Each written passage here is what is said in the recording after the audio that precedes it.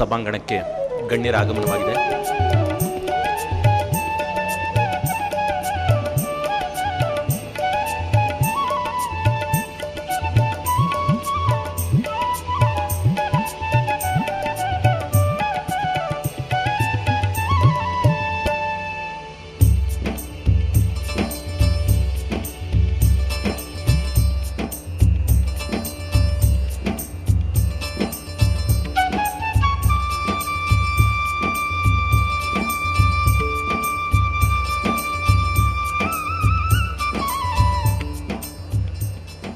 ಮೊದಲಿಗೆ ಈ ಸಭಾಂಗಣದಲ್ಲಿ ಉಪಸ್ಥಿತರಿರುವಂತಹ ಎಲ್ಲ ಸ್ತ್ರೀಯರಿಗೂ ಅಂತಾರಾಷ್ಟ್ರೀಯ ಮಹಿಳಾ ದಿನದ ಹಾರ್ದಿಕ ಶುಭಾಶಯಗಳು. ಚಂದ್ರಶೇಖರ ವೆಂಕಟರಾಮನ್ ಅಥವಾ ಸಿ ವಿ ರಾಮನ್ ಎಂದಲೇ ವಿಖ್ಯಾತರಾದಂತಹ ಭಾರತದ ಹೆಮ್ಮೆಯ ಭೌತ ವಿಜ್ಞಾನಿಯು ಬೆಳಕಿನ ಕಿರಣಗಳ ಬಗ್ಗೆ ನಡೆಸಿದ ಅದ್ವಿತೀಯ ಸಂಶೋಧನೆಯ ಸ್ಮರಣೆಗಾಗಿ ಭಾರತ ಸರ್ಕಾರವು 1999ರಿಂದ ರಾಷ್ಟ್ರೀಯ ವಿಜ್ಞಾನ ದಿನಾಚರಣೆಯ ಆಚರಣೆಗೆ ಚಾಲನೆಯನ್ನು ನೀಡಿತು. ಮೈಸೂರು ವಿಶ್ವವಿದ್ಯಾನಿಲಯವು ಮೊದಲಿನಿಂದಲೂ ರಾಷ್ಟ್ರೀಯ ವಿಜ್ಞಾನ ದಿನಾಚರಣೆಯನ್ನು ಅತ್ಯಂತ ಅರ್ಥಗರ್ಭಿತವಾಗಿ ಆಚರಿಸ್ತಾ ಬರ್ತಾ ಇದೆ. ಇಂದಿನ ಈ ಸಮಾರಂಭಕ್ಕೆ ಆಸಕ್ತಿಯಿಂದ ಪಾಲ್ಗೊಳ್ಳಲು ಆಗಮಿಸಿರುವ ಸರ್ವರನ್ನು ಅತ್ಯಂತ ಪ್ರೀತಿಯಿಂದ ಬರಮಾಡಿಕೊಳ್ತಾ ಕಾರ್ಯಕ್ರಮವನ್ನು ಪ್ರಾರಂಭ ಮಾಡ್ತಾ ಇದ್ದೇನೆ. ಮೊದಲಿಗೆ ಪ್ರಾರ್ಥನೆ. ಲಲಿತ ಕಲಾ ಕಾಲೇಜಿನ ವಿದ್ಯಾರ್ಥಿನಿಯರು ಶಾರದೆಯನ್ನು ಕುರಿತು ಭಕ್ತಿಗೀತೆಯನ್ನು ಸಾದರಪಡಿಸಲಿದ್ದಾರೆ. ರಚನೆ ಶ್ರೀ ಚಂದ್ರಶೇಖರ ಭಾರತಿ, ರಾಗ ಹಮೀರ್ ಕಲ್ಯಾಣಿ, ತಾಳ ಚಾಪು. ಶಾರದೆ ಕರುಣಾನಿಧೆ ಸಕಲ ನವಾಂಬ ಸದಾ ಜನ. ಶಾರದೆ ಕರುಣಾನಿಧೆ ಸಕಲ ನವಾಂಬ ಸದಾ ಜನ. ಚಾರಣಾದಿ ಮಗೀತ ವೈಭವ ಪೂರಿತಾಖಿಲ ದೀಕ್ತದೆ. ಶಾರದೆ ಕರುಣಾನಿಧೆ ಸಕಲ ನವಾಂಬ ಸದಾ ಜನ.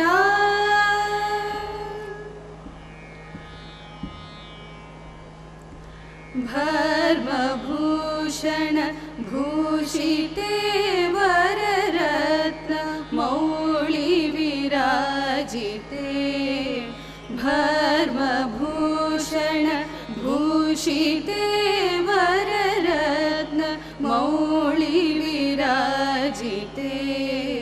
ಶರ್ಮದಾಯಿನಿ ಕರ್ಮ ಮೋಚಿನಿ ನಿರ್ಮಲಂ ಕುರು ಮಾನಸಂ. ಶಾರದೆ ಕರುಣಾನಿಧೆ.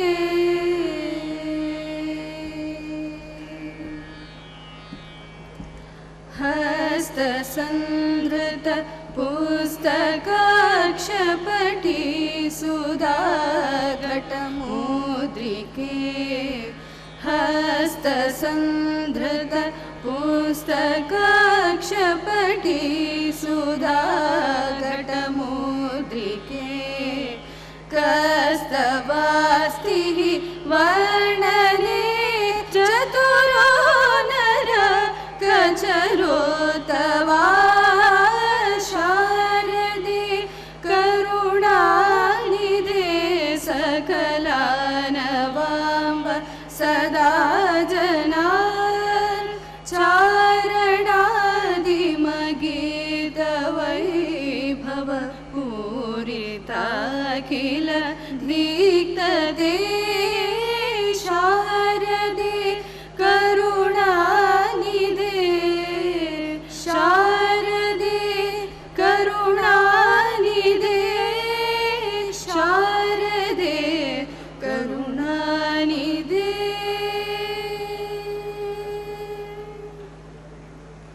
ಕವಿ ಜಿ ಎಸ್ ಶಿವರುದ್ರಪ್ಪನವರು ತಮ್ಮ ಪ್ರೀತಿಯ ಗುರುಗಳಾದ ಕುವೆಂಪು ಅವರ ಕನ್ನಡದ ಕೈಂಕರ್ಯದ ಬಗ್ಗೆ ಬರೀತಾ, ಕನ್ನಡದ ಮಹಾಯಜ್ಞಕ್ಕೆ ಕುವೆಂಪು ಅವರೇ ಅಧ್ವರ್ಯು. ನನ್ನಂತಹ ಸಹಸ್ರಾರು ಮಂದಿ ಆ ಹೋಮಕುಂಡದ ಬೆಂಕಿಯಲ್ಲಿ ಸಿಡಿದ ಕೇವಲ ಕಿಡಿಗಳಷ್ಟೇ ಅಂತ ಹೇಳ್ತಾರೆ.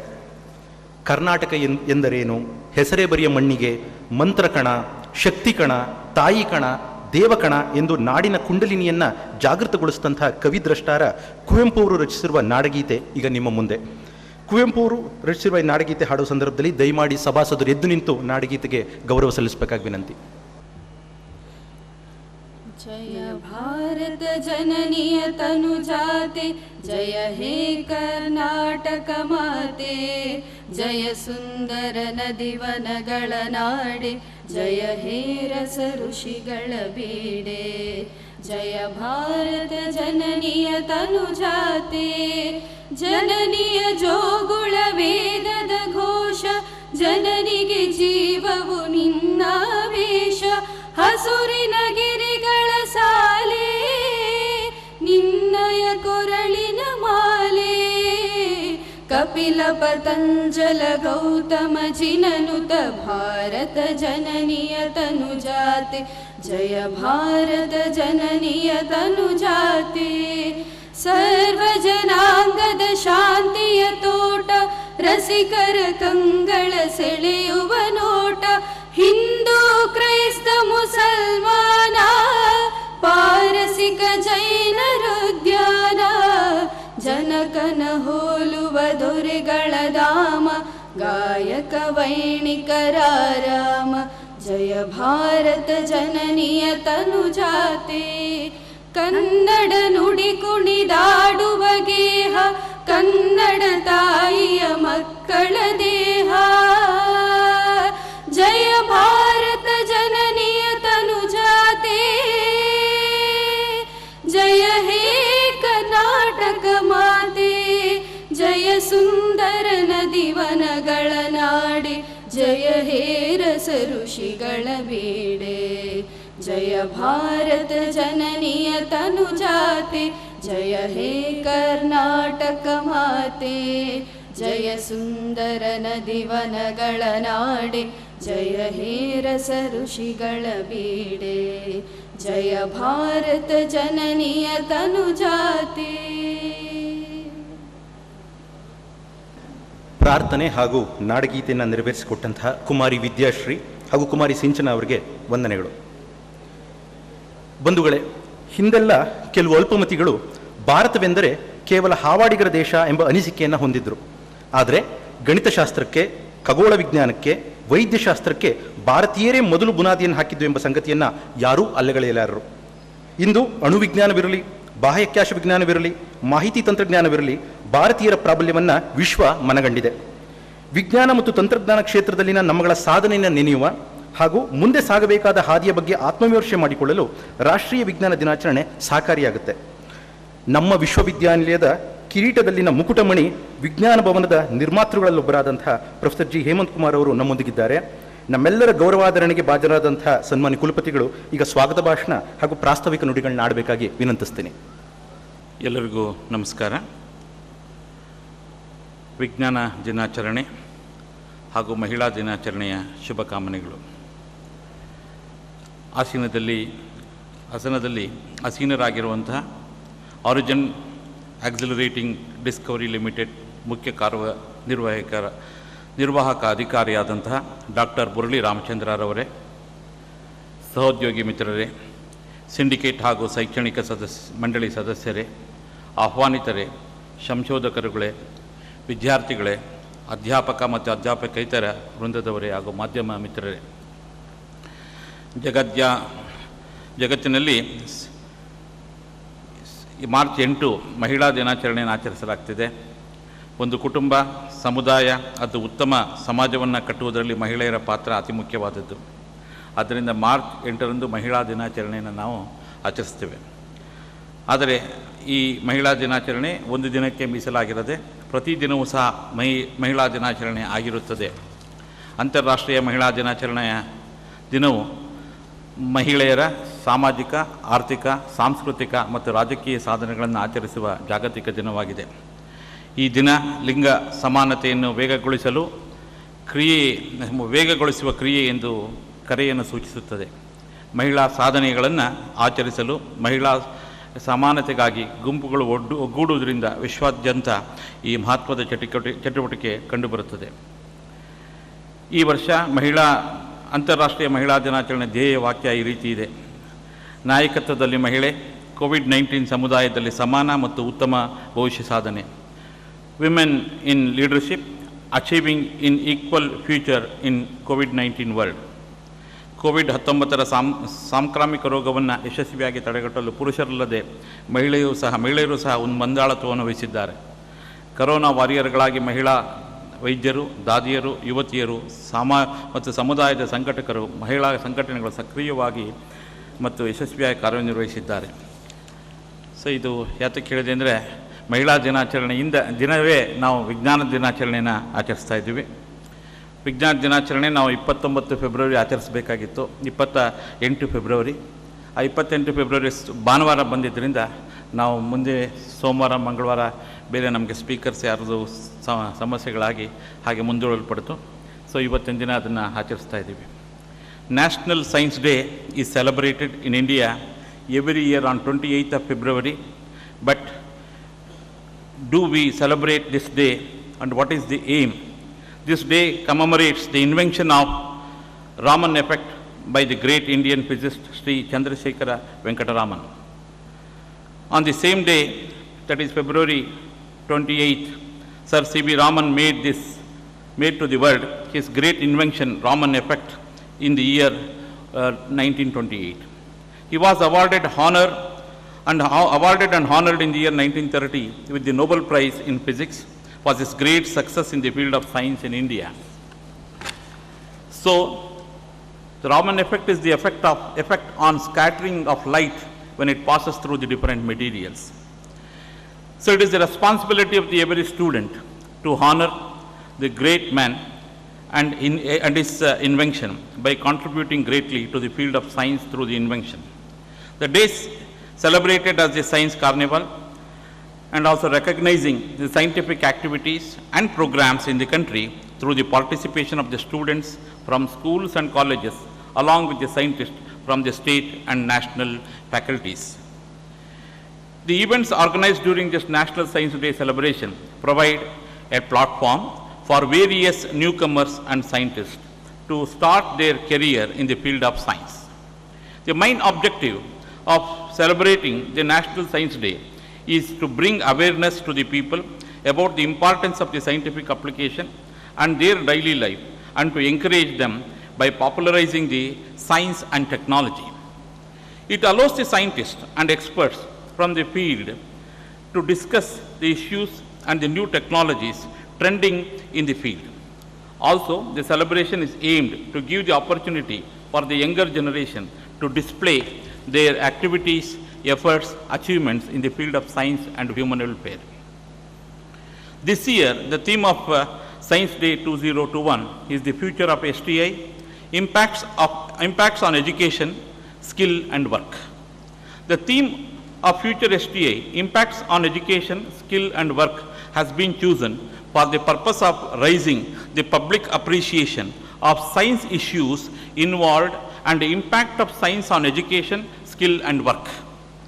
The theme itself generates the energy and encourages the youth for the future with the education, skills and work in the science.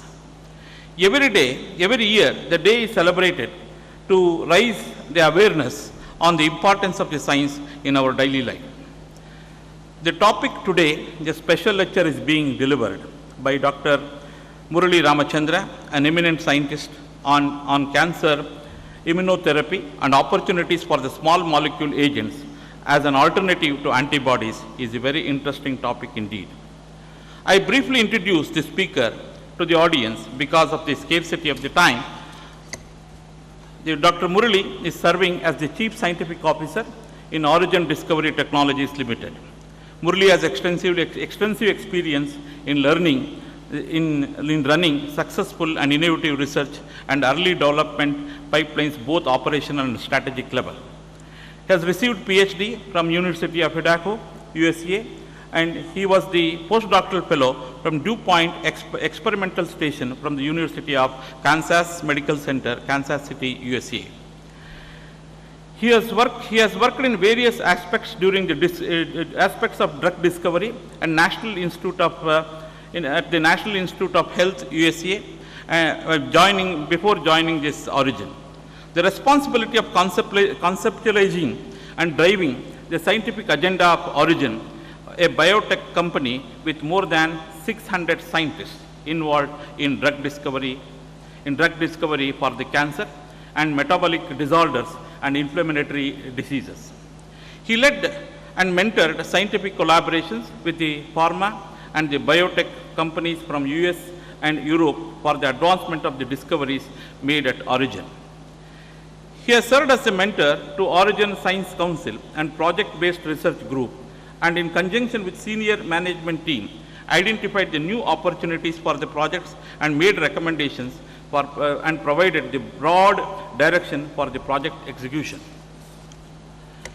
He has co-authored more than 600 publications in peer-reviewed journals, and as an inventor, he has granted 18 US patents. 18 US patent. Murli in Origin, Murli has been in the Origin since February 2005. He has received number of awards and honors, including the Kansas Health Foundation Fellowship, and also Sigma Honorary Scientific Research Honorary Society Award, and also Pi Sigma Biological Science Research Award, and he is serving as a member of American Association for Advancement of the Sciences, AACR, and also the Society for Immunotherapy of Cancer, and American Association for Clinical Oncology, and also Oncology, and Association for the Advancement of Sciences. Dr. Murali, an outstanding achiever, and I am extremely happy he is here with us today to deliver this Science Day lecture. I am extremely happy to welcome Professor Murali Ramachandra, who is going to deliver the National Science Day lecture on cancer immunotherapy opportunities for small molecule agents, an alternative to antibodies. Indeed, it is honor to welcome the syndicate and academic council members and my colleagues, both teaching and non-teaching, all committees and members of media. I welcome once again. So today, after this, before Dr. Murali starts his lecture, I have to leave to Chamarnagar for the Women's Day there. Therefore, after this welcome speech, I will honor Professor Dr. Murali and then leave to Chamarnagar. Thank you very much. ವೇದಿಕೆಯಲ್ಲಿನ ಗಣ್ಯರು ಸೇರಿ ವಿಜ್ಞಾನ ದೀವಿಗೆಯನ್ನು ಬೆಳಗಬೇಕು, ಆ ಮೂಲಕ ಕಾರ್ಯಕ್ರಮವನ್ನು ವಿದ್ಯುಕ್ತವಾಗಿ ಉದ್ಘಾಟಿಸಬೇಕು ಅಂತ ಕೇಳ್ಕೊತೀನಿ.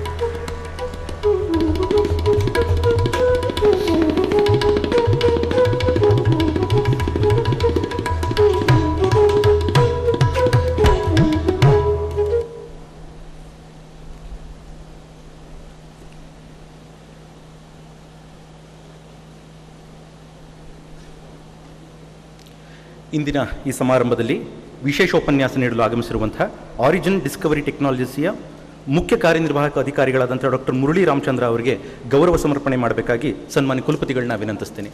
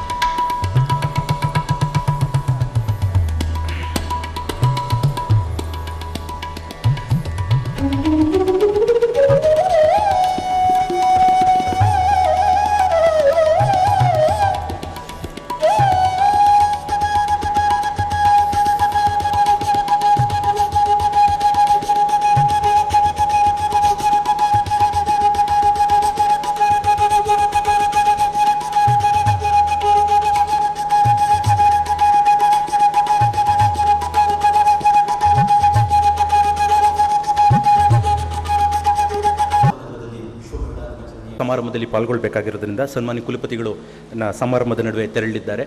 ಅವರಿಗೆ ನಿಮ್ಮೆಲ್ಲರ ಪರವಾಗಿ ವಂದನೆಗಳನ್ನ ತಿಳಿಸ್ತೇನೆ.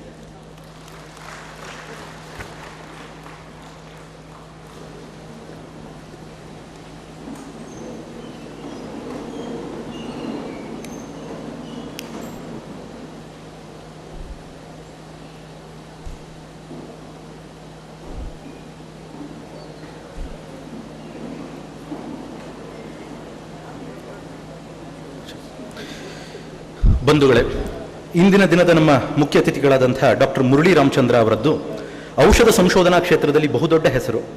ಜಗತ್ತನ್ನು ಕಾಡ್ತಿರುವಂತಹ ಕ್ಯಾನ್ಸರ್ನಂಥ ಹಲವು ರೋಗಗಳಿಗೆ ಔಷಧ ಕಂಡುಹಿಡಿಯುವಲ್ಲಿ ಡಾಕ್ಟರ್ ಮುರಳಿ ರಾಮಚಂದ್ರ ಮತ್ತು ಅವರ ತಂಡ ಸಕ್ರಿಯವಾಗಿ ತೊಡಗಿಕೊಂಡಿದೆ. ಇಂತಹ ಅಪ್ರತಿಮ ಸಾಧಕರಿಂದ ನಮ್ಮ ಯುವ ತಲೆಮಾರು ಖಂಡಿತ ಸ್ಫೂರ್ತಿಯನ್ನು ಹೊಂದುತ್ತೆಂಬ ಆಶಾಭಾವನೆಯನ್ನು ಹೊಂದಿ ಇಂದಿನ ಸಮಾರಂಭಕ್ಕೆ ಅವರನ್ನು ಆಮಂತ್ರಿಸಿದ್ದೇವೆ. Now I humbly call upon distinguished chief guest of the day, Dr. Murali Ramchandra, to deliver the special lecture. Elrigo Namaskara. First of all, I would like to thank the organizers for inviting me to give a talk on this very special day, not just the Science Day that we are celebrating, but also Women's Day. First of all, greetings to all of you on these two very important days in a year, which we want to make sure that we celebrate these days and take on from these days throughout the year. Respected dignitaries on the dais, and respected Vice Chancellor, as well as my fellow, my colleagues, students. Today I would like to talk about some aspects of drug discovery, which I think is very appropriate, because in drug discovery we use multiple disciplines, multiple expertise, starting from pure chemistry to computational approaches, cell biology, pharmacology, toxicology, clinical development. So a lot of different areas, people with all these expertise come together and we try to discover new medicines for diseases where there are no effective medicines that are available. So it's a very good opportunity for a lot of students, especially who are looking at various career options, what they can do. As I said, it's multiple disciplines. It's a way we work as a team. It's not individual, no individual can do drug discovery. As I'll talk about in the presentation today, you need expertise from all these disciplines to come together. It's almost like an orchestra. Everybody has to play a role, everybody has to play their own instrument, contribute based on their own expertise, then only we are successful in a project like that. That's what makes drug discovery is an exciting opportunity for many of us, and I hope it will also be an opportunity for at least some of you in future.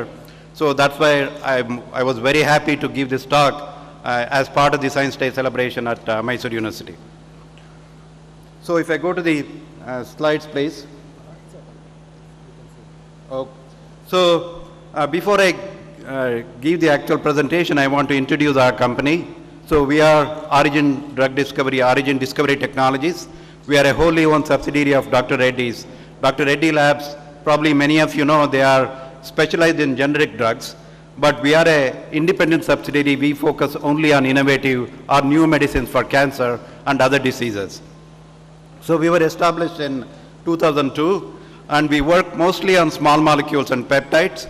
And we have already given out about 13 molecules, innovative medicines, that are going through clinical development throughout the world, in US and Europe mostly. So if you see on this slide, drug discovery is a fairly long and expensive process. So here I've shown you that initially it's preclinical development where we start with a target. When I say target, it's a protein or an enzyme or a receptor that's altered in a disease condition. So we want to modulate using a drug. So essentially our idea is to come up with a drug to eventually evaluate that in clinical trials and make sure that it's effective and eventually get it approved from the appropriate agencies either in US or Europe as well as India, so that patients can benefit to be able to take care of the disease that they have. So it's a fairly long process. Typically it takes anywhere from 10 to 15 years. First part, discovery, preclinical development itself is about 5 to 6 years, and then you have so the clinical development that can go on for up to 2 years or longer, and then eventually it gets approved. So typically in each of these programs, we start off with more than 1,000 molecules to come up with one molecule that has the right properties and the ability to take care of the disease. So the way we work is, it's a very expensive proposition to discover new drugs. Typically, it's estimated that it takes anywhere from $1 to $2 billion US dollars to discover one molecule. So many companies like us in India, by ourselves, we cannot really do discovery, spend that kind of money to discover novel molecules.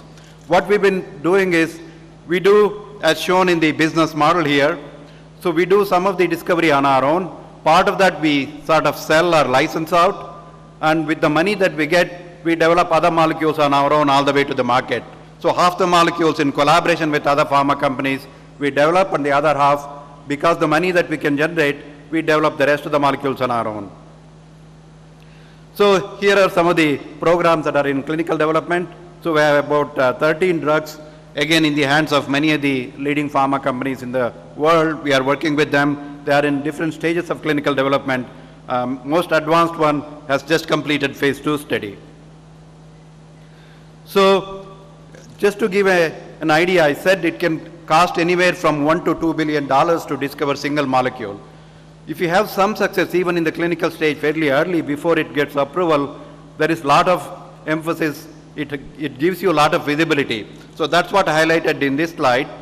So we had worked on a molecule called IRAK4 inhibitor. It's a kinase inhibitor, mainly for cancer, specific cancers, in this case lymphoma. So just a month ago, this molecule in the hands of our collaborator Curis, it went to clinical trials. So it was dosed to about 6 patients who had fairly advanced, most severe disease called leukemia. So these are fairly aggressive diseases. After these patients were put on 2 different drugs, nothing worked. So pretty much they had no other options. Then they took this particular drug that was discovered by us. So on this slide on the right, I'm showing you 6 patients.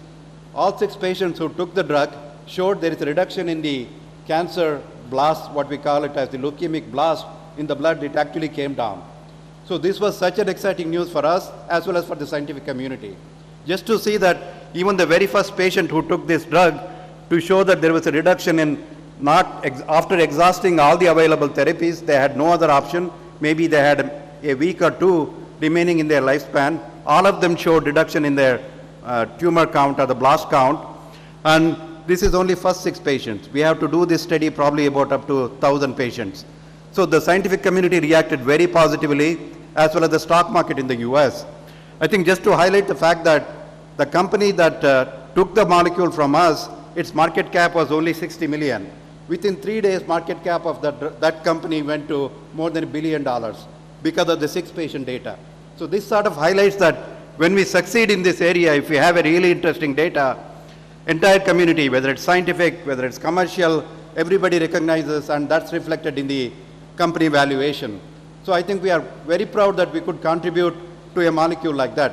So that just to give you a flavor that although it's an expensive proposition, if we succeed, the upside is also fairly huge.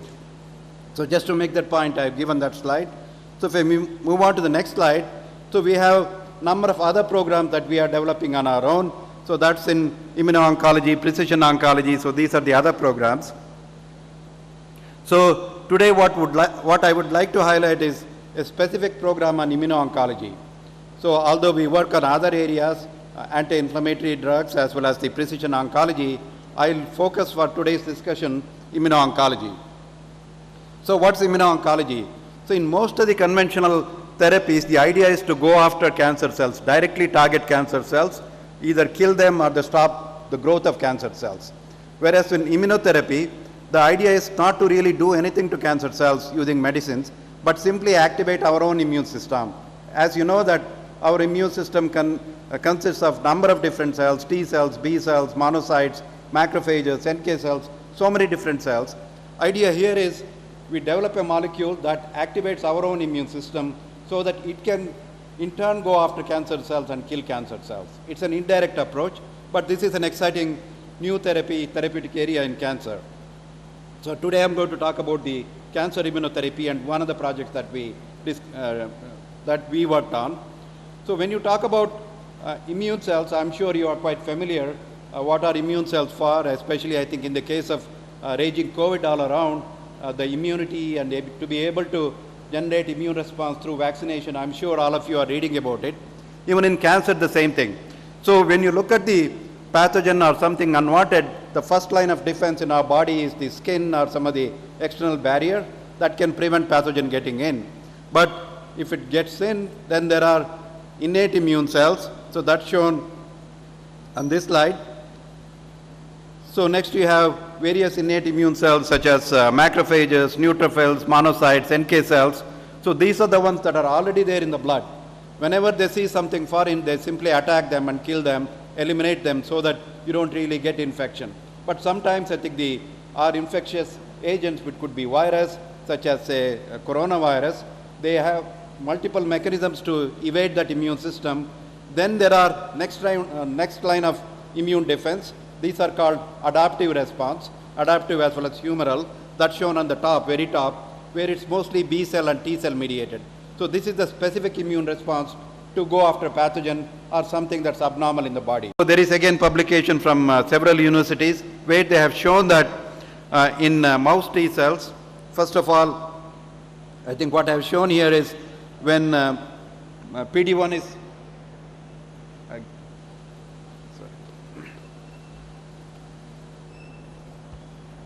on the top what I have shown is the PD-1, the receptor for this particular protein is upregulated. So when you say anti-CD3, if you just stimulate T cells, the receptor comes up. And the second on the right, you see that now if you add PD-L1, this is in cell culture, if you take purified T cells, if you add PD-L1, actually you can inhibit T cell replication. So clearly it shows that there is a relevance.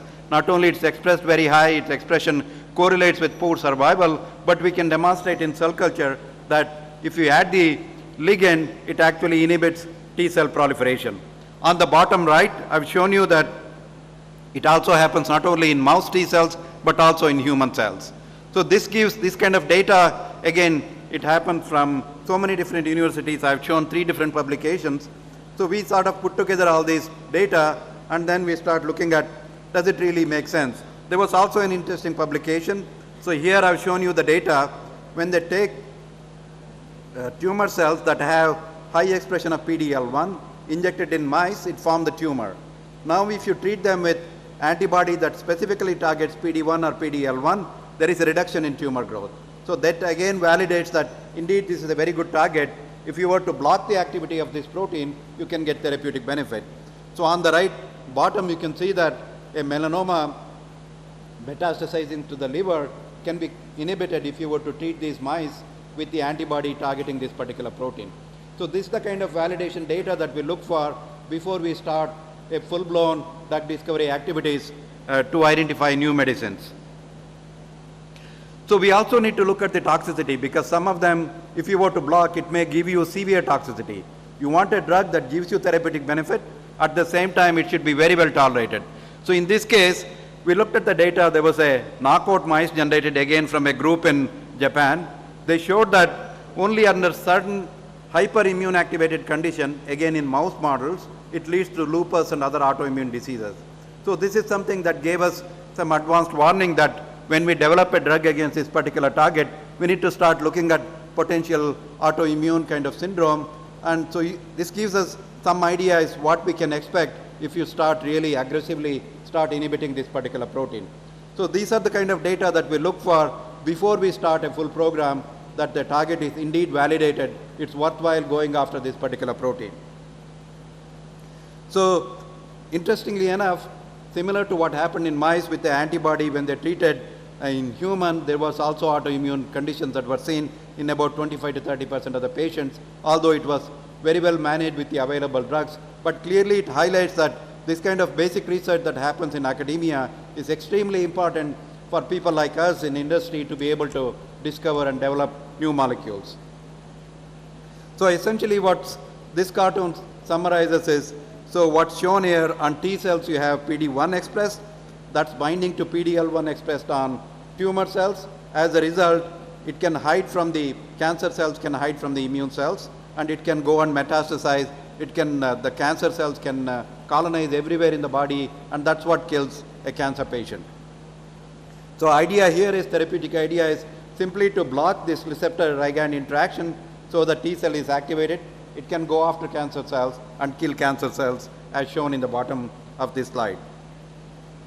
So one of the exciting features of this approach is, I'm going a few steps ahead, but some of the drugs that already got approved, they were able to show that, as shown on the graph on the top, with these typical standard or chemotherapeutic drugs, most patients respond, but within 6 months actually cancer comes back. That's what actually most of the patients end up dying. But with immunotherapy, not all of them respond, only about 20 to 30 patients of the respond, but who respond, they survive for a long duration. So essentially, if you are thinking of identifying a complete cure for cancer, immunotherapy is probably have the biggest potential. I think based on some of this potential, in 2013, immunotherapy was recognized as the breakthrough of the year, mostly for the PD-1, PD-L1 research work. And two of the gentlemen shown on this slide. On the left, you have Dr. James Allison from MD Anderson. He worked on the CTLA4, one of the other break proteins. On the right is Dr. Hanjo from Kyoto University in Japan. Many of the data that I showed on PD-1, the early biology was characterized in his lab. He also got the Nobel Prize, mostly for his work on PD-1. So clearly this immunotherapy is now considered as one of the most exciting therapeutic area in cancer therapy. So there are already 6 different agents that are approved. So these are all antibodies. Antibodies are large molecules. There are more than 150,000 Daltons. On the top, you have 3 different molecules that target the PD-1, the receptor. On the bottom, these molecules target the ligand. So idea is either you can target the receptor on T cells or you can target the ligand expressed on tumor cells, and still you can get the therapeutic benefit. So maybe I'll just take one.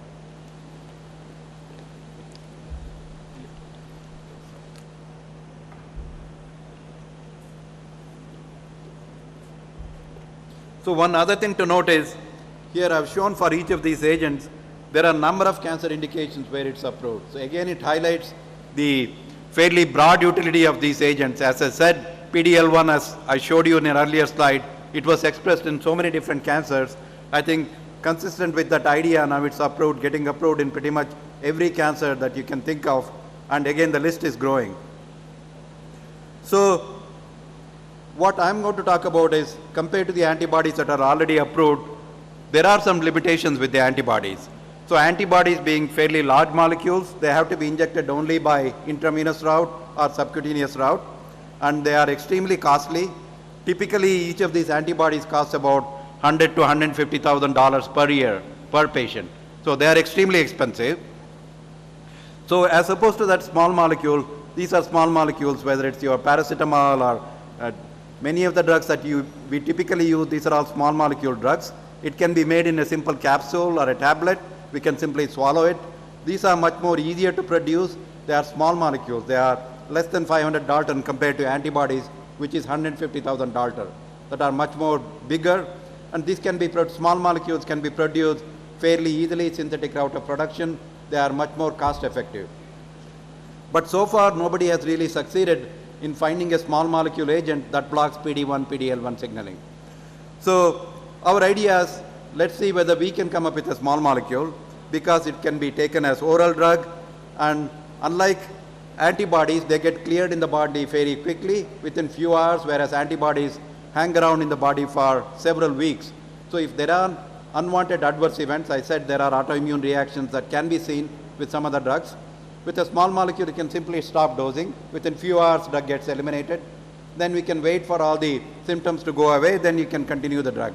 Whereas with antibody, that flexibility is not there. Manufacturing, obviously, small molecule, much more easier. I think most importantly, we think that we can make an affordable drug that cancer patients everywhere can use. And especially in developing worlds like India, we can't afford to spend $100,000 to $150,000 per year per patient. So we want something that's much more affordable to everybody. That's where we decided to focus on small molecule. Again, we started working on small molecule around the same time as some of the antibodies were getting approved. So to identify a small molecule, what we decided to do was we started looking at the structure, 3-dimensional structure of the PD-1, PD-L1 receptor ligand interaction. We started focusing on the interface sequence of the receptor and ligand, and we made a series of peptides that essentially mimic the sequences at the interface, and then we identified the smallest peptide that can give you, that can block the receptor ligand interaction, then converted it to a small molecule, putting that on a heterocyclic core. So essentially we made a library of compounds. Now it looks like a mimic of sequences at the receptor ligand interaction.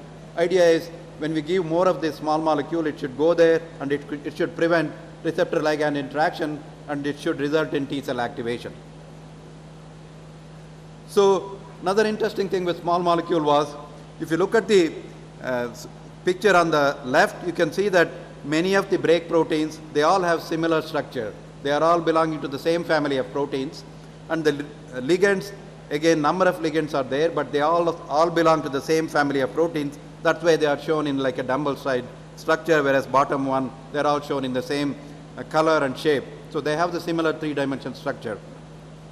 What we thought was, if we can make a small molecule mimic that binds to the receptor ligand interaction, it can not only bind to PD1, PDL1, but maybe something similar protein. For example, it can bind to VISTA, it can bind to CTLA4, it can bind to TIM3, which have similar three-dimensional structure at the receptor ligand interaction. So with a small molecule, we can potentially target more than one receptor ligand interaction, which could help in increasing the utility of our agents, because in some cancers it may be one break protein, in other cases it could be break protein 2. So our molecule, if it has more than one blocking ability, it should be much more widely active. So that was our idea. So with that, we identified a number of molecules that target either one or more than one immune checkpoint proteins. The first one shown here is the CA170 targeting PDL1 and VISTA, two different break proteins. Second one is PDL1 TIM3, we have VISTA alone, and so on and so on. So we have a number of other agents that are in clinical trials as well. So in the rest of the presentation, I'll talk about CA170. This is the small molecule that disrupts the interaction of PT1 receptor with PD1 ligand, as well as it also disrupts the interaction VISTA on tumor cells with the VISTA on T cells. So this is shown on the left side of the image. So when you break the interaction of these two receptor ligand interaction, T cell get activated, shown on the right, and that can now go after cancer cells and kill cancer cells. So I'll show you a series of data how we really identified that it is indeed working as expected. So this is the first data in cell culture. What we are doing here is we isolated T cells. So as shown in the panel in the middle, if you take T cells from humans, from human blood, if you incubate them with PDL1, it actually suppresses the activation, it blocks the proliferation of T cells. So now, again, if you add the antibody against PDL1, or if you add antibody to VISTA, it blocks that interaction, T cells get activated. Similar to that, our compound also should activate T cell proliferation as well as T cell activity. That's what is shown on the left. You can see that both when we inhibit T cells by adding exogenous PDL1 on the bottom, on the top, or the VISTA on the bottom, we could, in a dose-dependent manner, we could activate T cells. So clearly in cell culture, our molecule behaved as expected. It was able to block or rescue the inhibitory activity of PDL1 VISTA on T cells. We could activate T cells. So this is in cell culture. So that was with purified PDL1. We could also do similar experiments if you incubate cancer cells with T cells. Again, T cells isolated from patients. This was done in collaboration with a professor in Kyoto University in Japan. He could show that even in tumors that are expressing these proteins, whether it's PDL1 or VISTA, you could suppress the proliferation. But when they added our compound, CA170 shown on the bottom right, you could see that proliferation is dramatically increased. So we could increase the proliferation of T cells in cell culture in another system in the presence of cancer cells. So we did similar analysis in a number of donors. These are healthy donors. In each of the cases, in some cases only PDL1 was able to inhibit T cells. So that's shown as both. In some cases only VISTA was able to inhibit. In some cases only PDL1. Our agent, compared to antibodies, every case it was able to induce proliferation of T cells. So this gave us confidence that at least in cell culture, using primary T cells from human blood, you could demonstrate that our drug is indeed working as expected. We want to make sure that it is selective. It's not really going after a lot of different targets, then it could be severely toxic. So here we are looking at number of other immune checkpoint proteins, CTLA4, TIM3, LAG3. If we were able to show selectivity in all these assays. So it was selectively going after PD1, PDL1 as well as VISTA, but not touching any other immune proteins. We also looked at selectivity against a broad panel of receptors, enzyme. Again, there was no activity. So we were confident that now we have identified a molecule that selectively blocks PD1, PDL1 as well as VISTA and activating T cells. Because if it's targeting more than one or two proteins, it could be hyperactivating T cells, then you have severe autoimmune reaction. So that's where it's extremely important to make sure that these molecules are selective. So the next question is, in cell culture it's fine, you are showing that it is activating T cells. Does it really work inside a whole body to start with in mice and eventually in human? So to start that, we have to start looking at ADME, absorption, distribution, metabolism and excretion. So in vitro we have in cell culture a number of different assays, whether it's looking at the stability in plasma, stability in liver microsomes, what's the solubility of these drugs, does it induce metabolizing enzymes such as CYPs, does it pass through the gut layer, and can we see oral bioavailability, can we see the drug if you take it as a pill, and what kind of protein binding, because if the molecule binds very strongly to the plasma protein, it may not be available to block the receptor ligand interaction on T cells. Then we go to in vivo in mice or rat, then we start answering, is it stable enough? Do you see long duration of drug in the circulation in the blood? So it's important to first characterize before we start looking at efficacy in a disease model. So here I have summarized our molecule met all the properties, all the criteria set out for the drug metabolism properties. It's extremely stable in liver, in plasma, and it has sufficient free fraction. It's in the blood. If you incubate in the blood, about half the drug is available, freely available. It does not induce metabolizing enzymes. So we made sure that it has the right drug-like properties before we took it to an animal model. So on this slide, I've shown you pharmacokinetic, or how long the drug persists in a body. So this is, I've shown you pharmacokinetics or the PK in mice, rat, and dog. In all three species, we can simply administer as a oral formulation. It was available, there was a very good bioavailability in all the species with a fairly reasonable half-life. It was there in the circulation for several hours. So that gave us the confidence that we can administer either once a day or twice a day to be able to get sufficient exposure in a body. So I think having demonstrated that it has drug-like properties, it can activate T cells in culture, now we wanted to make sure that does it do the same thing if you take into a mice that's bearing a tumor. So in this case, we established a tumor in mice, so a specific colon carcinoma cancer called CT26. Then we administered the drug. Then we asked, do we see T cell activation inside a mice? So here you can see that on the top, we are monitoring T cells, Ki67 positivity, indicating indeed there is T cell proliferation happening when we administer this drug by oral route. In the bottom we show, I'm sorry, hopefully you're all hearing, is audio okay? So in the bottom we have shown that it's not only inducing proliferation of T cells, but the T cells that are proliferating are indeed activating. So we are looking at specific markers such as OX40, indicating that T cells are indeed getting proliferated and getting activated. So this is in an animal model, mouse model of cancer. So we saw in cell culture, we saw in animal, T cells are getting activated. Next question is, does it really help in tumor reduction? So on the very left, I've shown in a mouse which lacks T cells and B cells.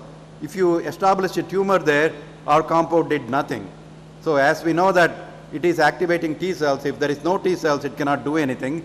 You can see that compared to vehicle compound administration on the extreme left, there was no difference.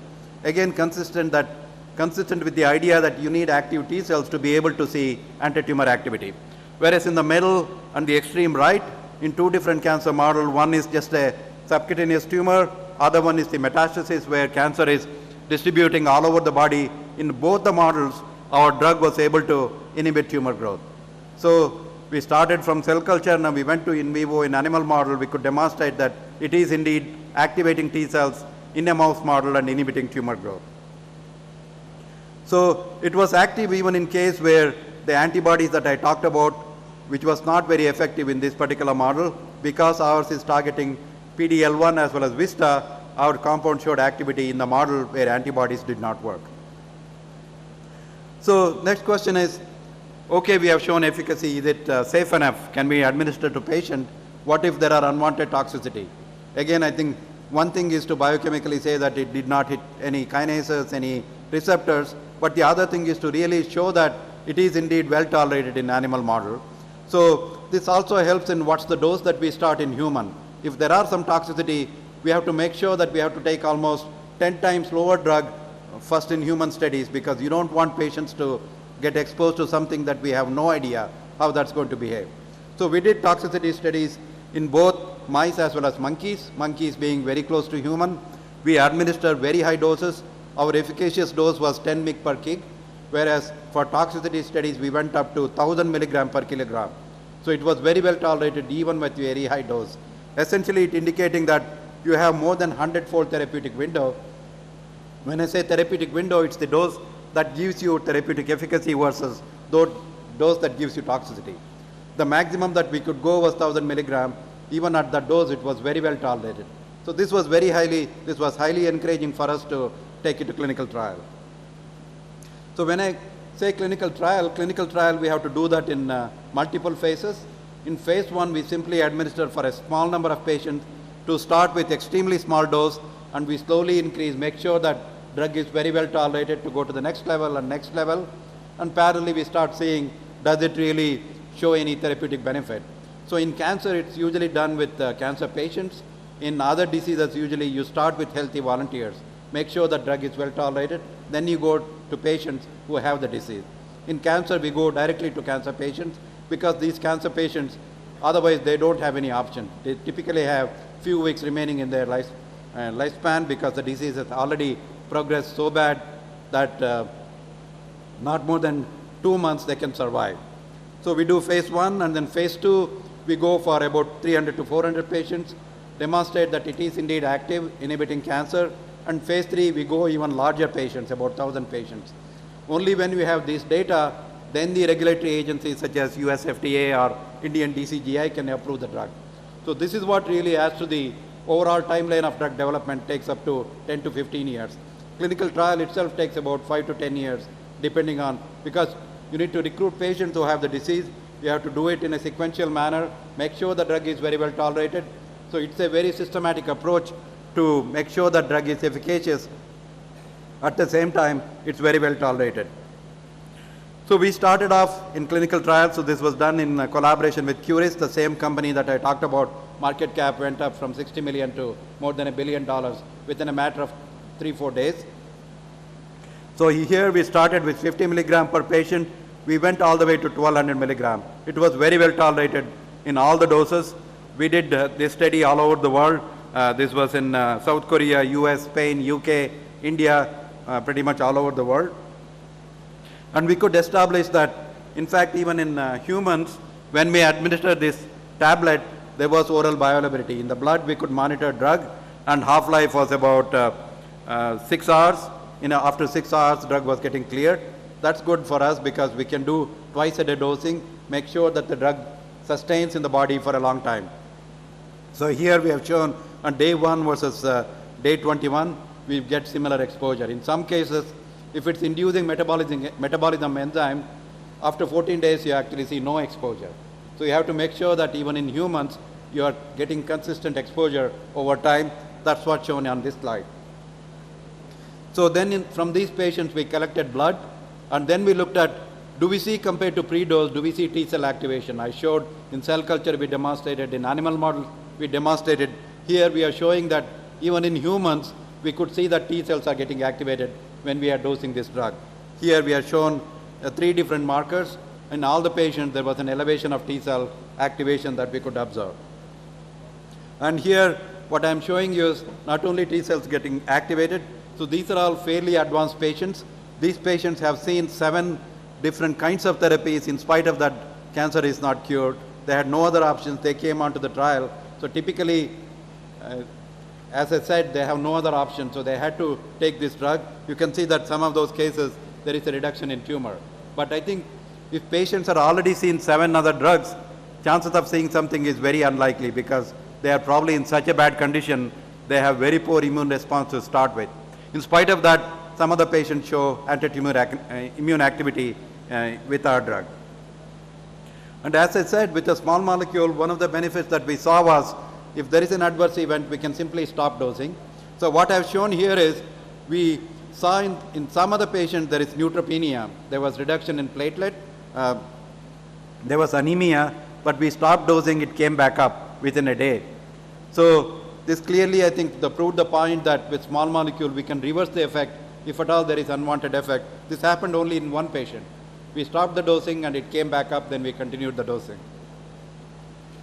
So in terms of efficacy, in the early trial, we saw that in lung cancer, in Hodgkin's lymphoma, a type of blood cancer, about 70% of the patients showed that the disease was actually, the drug was able to keep the tumor in check. In some cases, there was reduction in tumor. In other cases, it prevented tumor from growing further. So this was very encouraging for us. In spite of seeing so many earlier therapies, they were able to show activity with this drug. So here is the same data shown in a different manner. On the top in the red, I've shown you a blood cancer called Hodgkin's lymphoma. So the dotted line, vertical line, this is the duration. Typically, these patients live about 8 weeks if there are no other treatment because they are in such a bad condition. With the drug, you can see that some of them are even surviving now after 2 years. At least 2 of the patients. In the top, it's lymphoma. In the bottom, it's lung cancer. So clearly, some of the patients are getting benefits with our drug.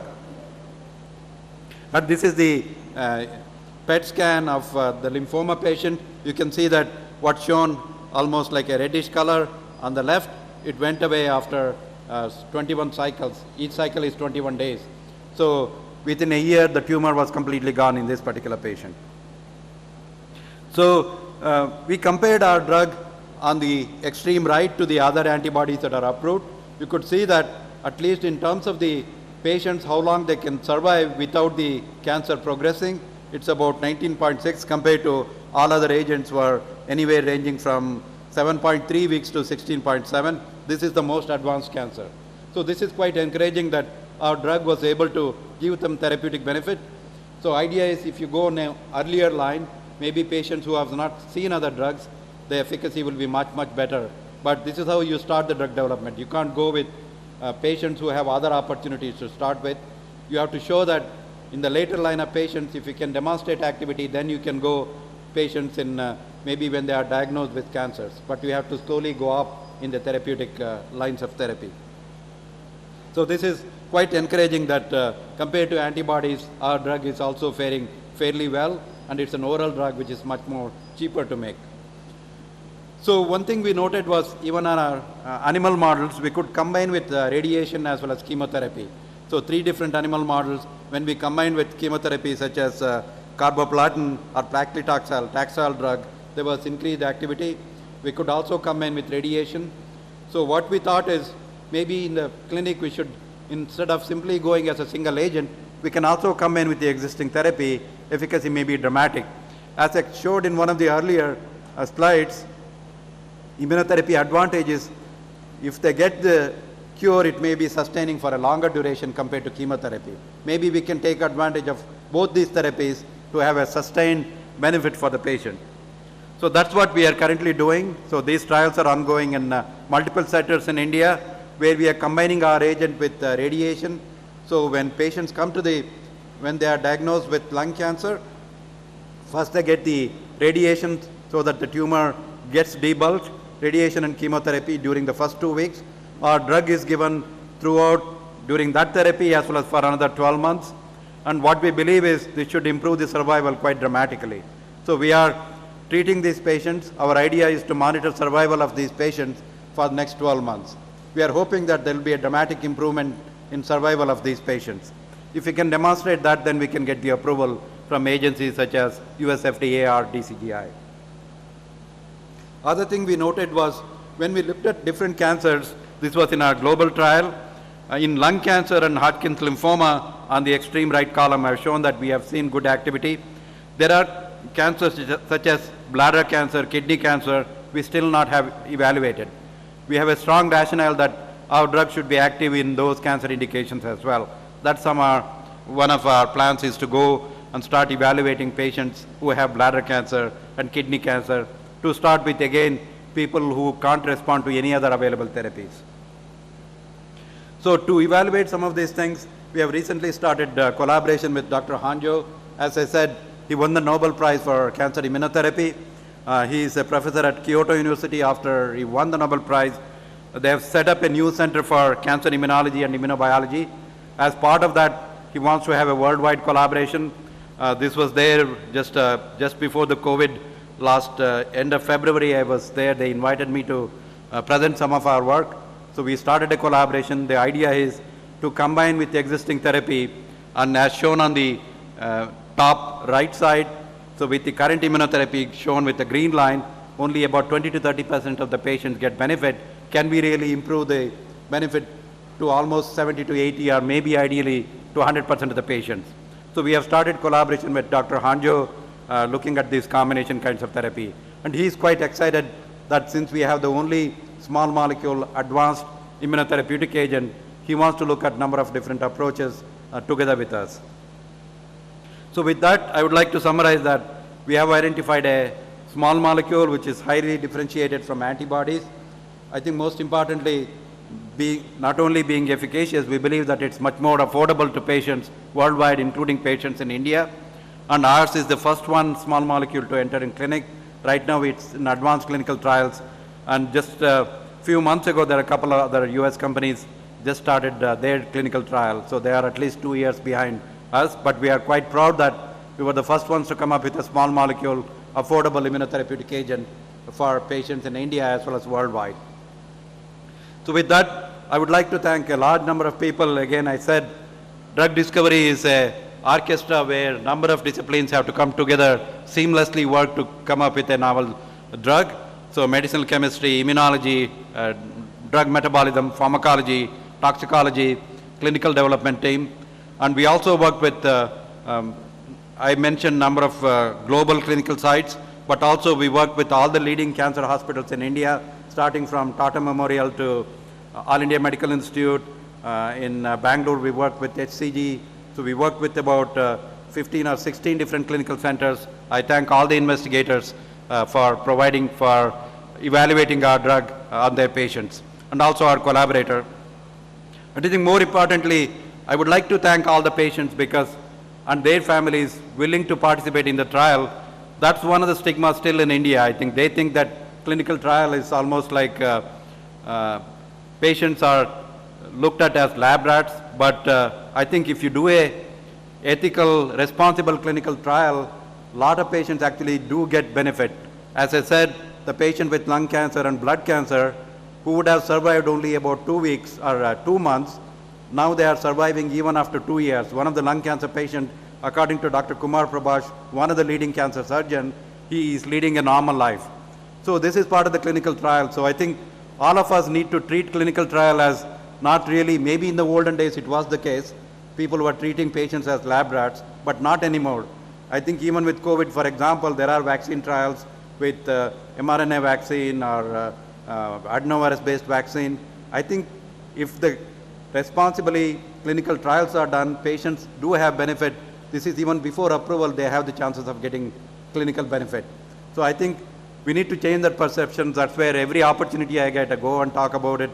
Just look at the patients who would not have survived, now is happily spending time with his family. So I thank all those patients, I think, who were brave enough to participate in this trial, and their families to stand by with these patients to make sure that we are generating valuable data. Eventually that's going to benefit for all of us, for all of our patients, and all of our doctors as well, so that they have alternate options to administer to patients. With that, I'll conclude, and I'll be happy to answer any questions. Again, I thank you all for your patient listening and giving me this excellent opportunity. Thank you. Good afternoon, sir. Myself, Shreyas. I'm doing my MSc in Biotechnology in University of Mysore. few of the questions I had regarding the presentation. That was, what's the estimated cost after the production of these particular small tablets which you're talking about? And I have many others, like if you want to answer one by one, or should I tell them all? Maybe one by one is fine. Yeah. So our idea is to make it ideally not more than, because these are novel drugs, obviously it takes a lot of money to develop, not more than 50,000 per month. Again, I think for an innovative drug it's quite expensive, but compared to that with the drugs that are already approved in the US, as I said, it's about 100 to 150,000 dollars, so it's substantially cheaper. So our idea is to make it less than 50,000 per month, and they may not have to take more than few months. So that's the target that we are aiming at. So the duration of the course is like few months, which you're mentioning about. It's not clearly specified till date that how much long these tablets needs to be taken by the patients. We still don't know yet. We have to sort of monitor. Again, the trials are still ongoing, but definitely a few months for sure. But in some cases, if it's an aggressive cancer, they may have to take it even longer. That's one of the questions we are trying to answer in the clinical trials. What's the duration of treatment that you have to do to be able to get the benefit, survival benefit? Another one which I had was, has any company taken the patent of this particular small component which you're talking about? Oh yeah, we have the patent. So in fact, we have multiple patents. I showed about 6 different projects. So we have close to 15 patents already granted in US and other, India, US, and all the other countries. So we own those patents, and I'm also proud to be one of the inventors in these patents.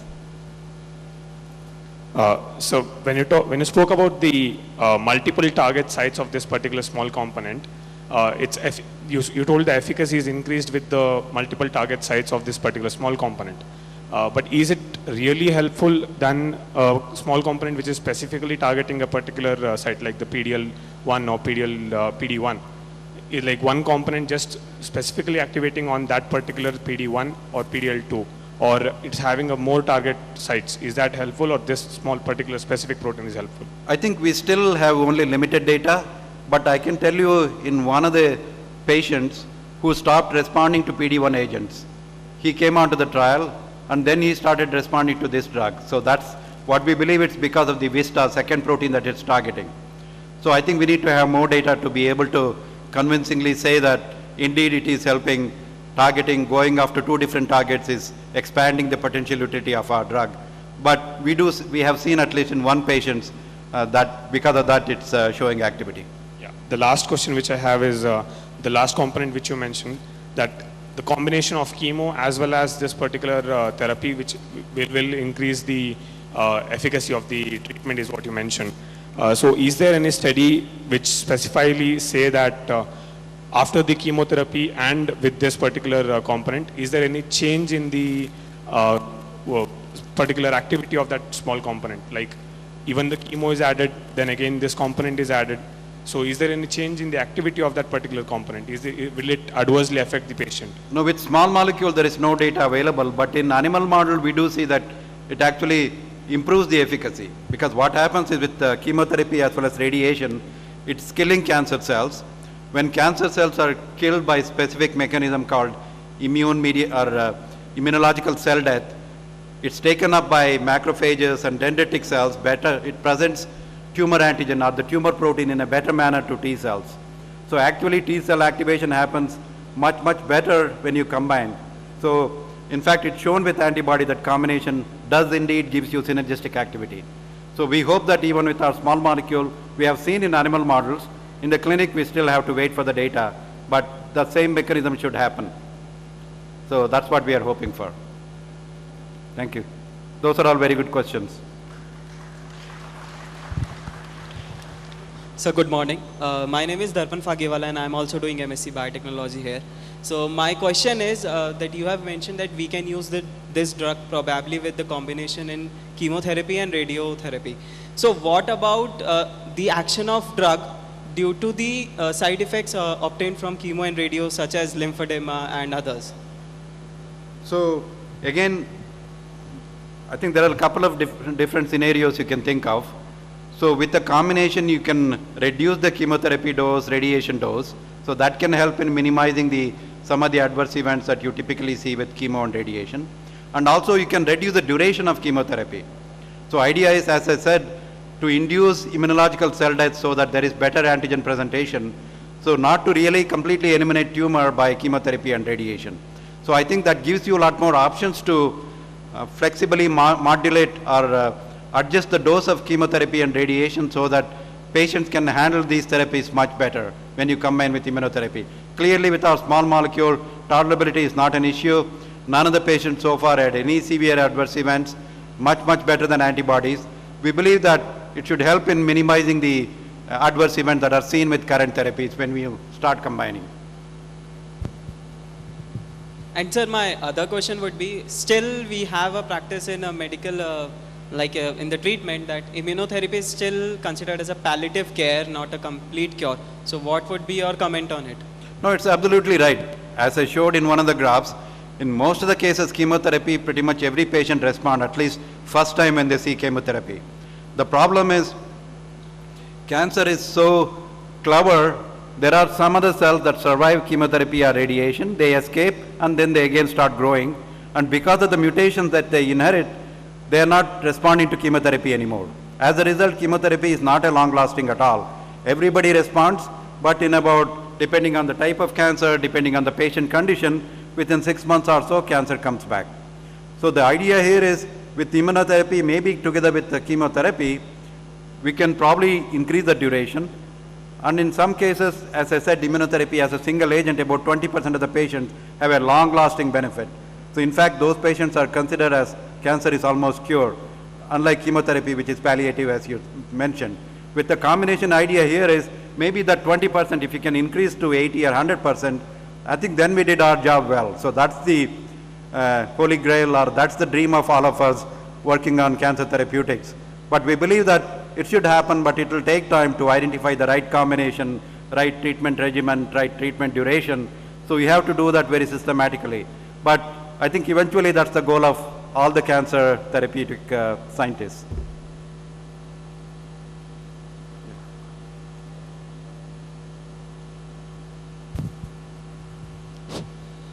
So my question is not on the small molecules, but on the PD-1 receptor, because you have shown that this particular receptor is elevated in most of the cancers.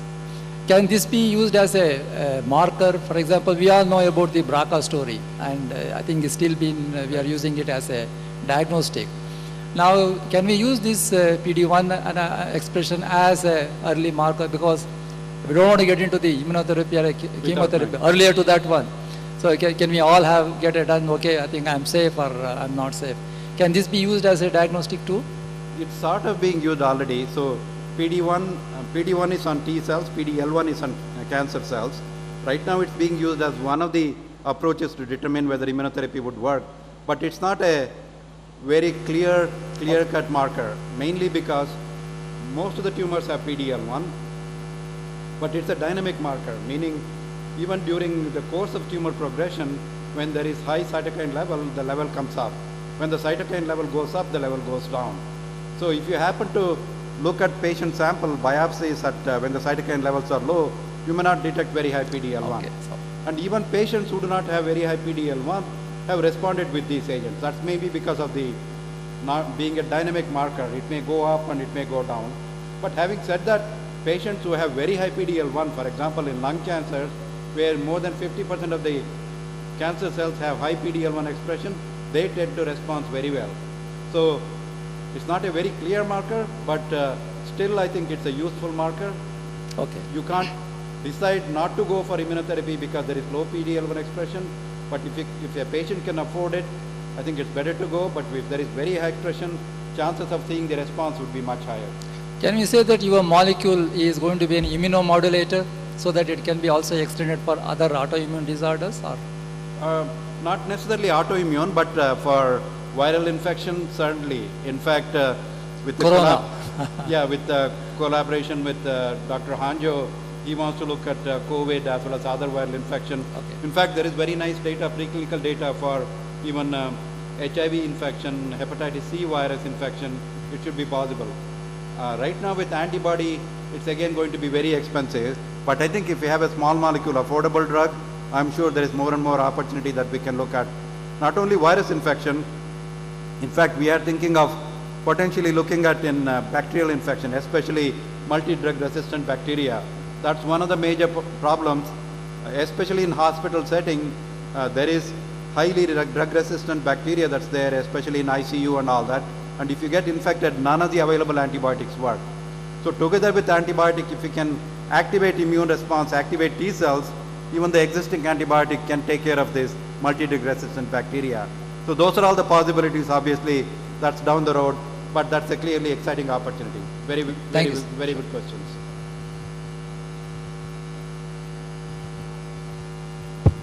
Sir, this is Professor Ramesh from Department of Studies in Law.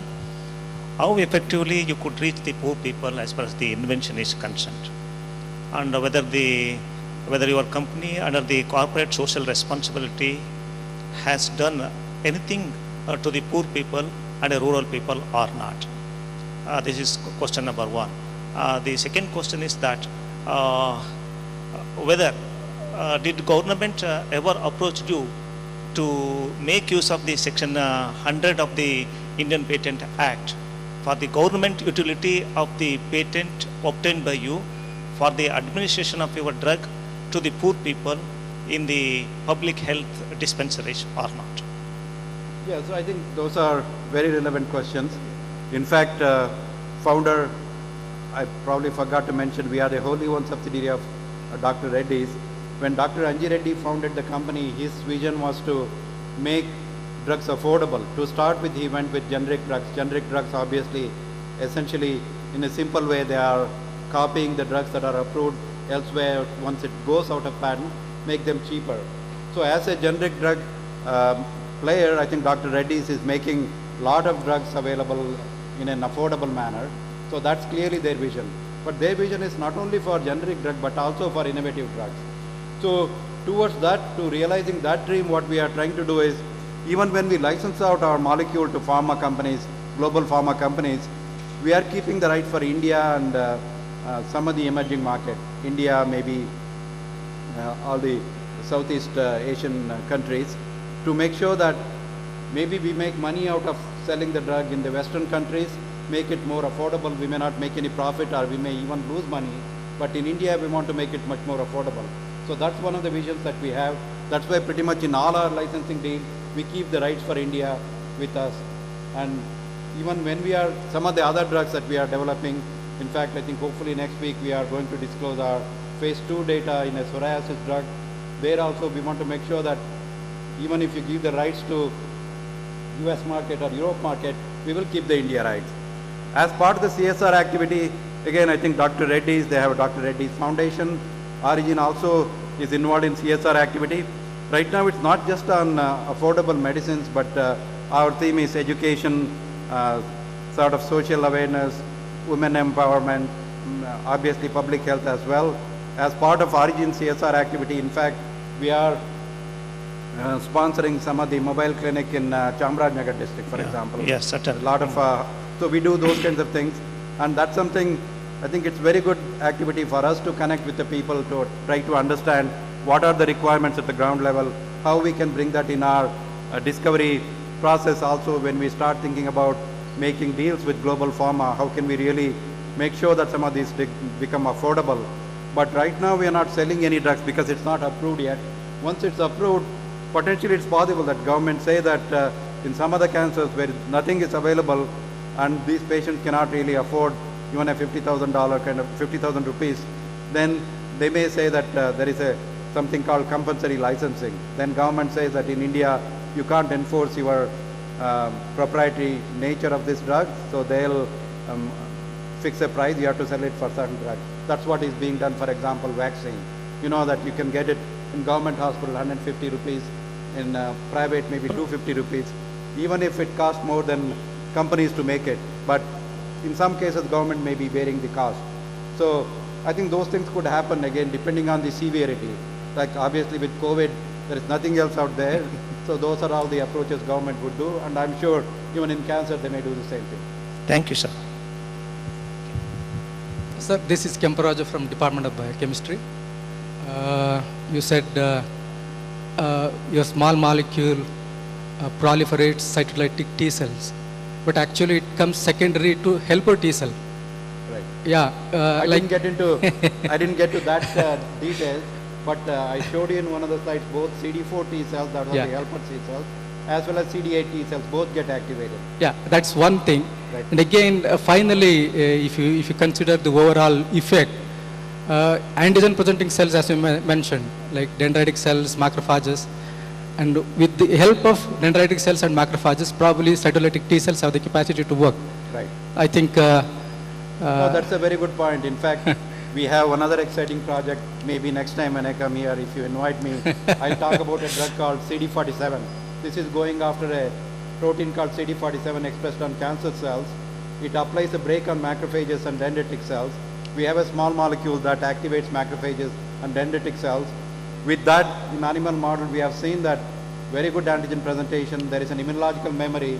Once the tumor goes away, you come back, re-challenge with additional tumor cell line. It cannot take tumor anymore. So we have some really exciting data.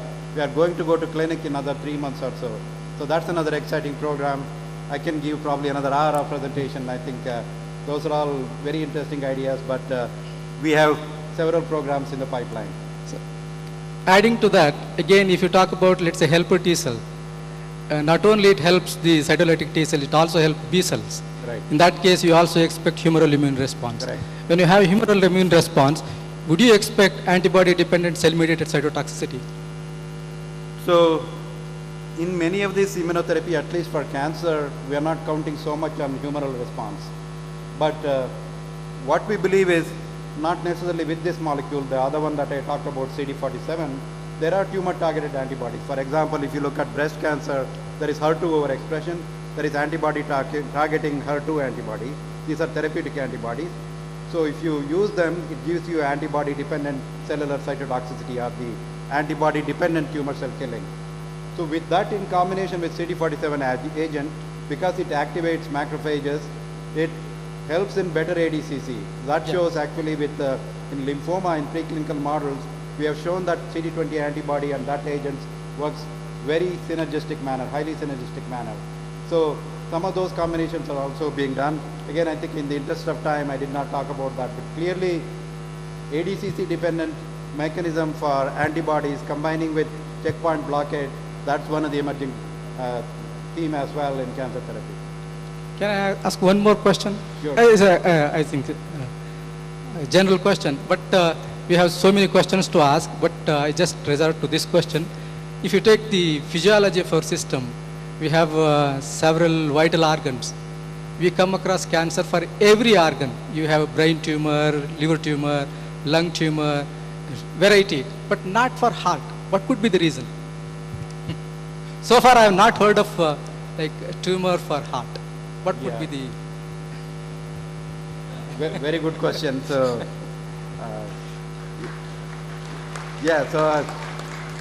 I don't think people have a clear idea why certain, even for example, even among animals, I guess animals don't get, no, the elephant never gets a cancer. We still don't know. So there are some inherent mechanisms.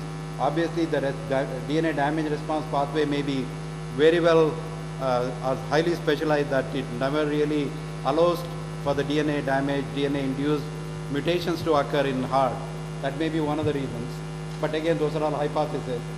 That's possible because in most other cases, eventually either because of inherited mutations or the mutation that happen because of either environment pathogen or the radiation in the sun, UV exposure, whatever, or in some carcinogen in the food or in cosmetics or whatever that gives you some DNA damage. As a result, cancer develops. Maybe in the heart that response pathway is so advanced that it never allows any mutation to occur. That could be one of the mechanisms. Really? Thank you. Good question. Good answer. Okay. Thank you, and again, very good, highly interactive session. I really enjoyed all the discussion. Thank you.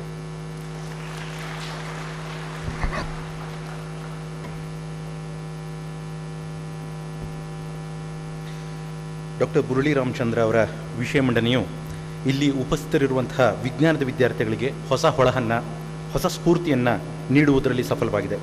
ಇಂತಹ ವಿಚಾರಪ್ರದ ಉಪನ್ಯಾಸವನ್ನು ನೀಡಿದಂಥ ಶ್ರೀಯುತರಿಗೆ ಮೈಸೂರು ವಿಶ್ವವಿದ್ಯಾಲಯದ ಪರವಾಗಿ ವಂದನೆಗಳನ್ನ ಸಲ್ಲಿಸ್ತೇನೆ. ಬಂಧುಗಳೇ, ಕಾರ್ಯಕ್ರಮದ ಅಂತಿಮ ಘಟ್ಟವನ್ನು ನಾವೀಗ ತಲುಪಿದ್ದೀವಿ. ಈ ಸಮಾರಂಭದ ಯಶಸ್ಸಿಗೆ ಕಾರಣಕರ್ತರಾದವರನ್ನ ಕೃತಜ್ಞತೆಯಿಂದ ಸ್ಮರಿಸಬೇಕಾದದ್ದು ನಮ್ಮ ಕರ್ತವ್ಯ. ಈಗ ವಿಶ್ವವಿದ್ಯಾಲಯದ ಮಾನ್ಯ ಕುಲಸಚಿವರು ಹಾಗೂ ಸಮಾಜ ಕಾರ್ಯ ವಿಭಾಗದ ಹೆಸರಾಂತ ಪ್ರಾಧ್ಯಾಪಕರಾದಂಥ ಪ್ರೊಫೆಸರ್ ಆರ್ ಶಿವಪ್ಪನವರು ವಂದನಾರ್ಪಣೆಯನ್ನು ಸಲ್ಲಿಸಬೇಕಾಗಿ ಕೇಳ್ಕೊತೀನಿ.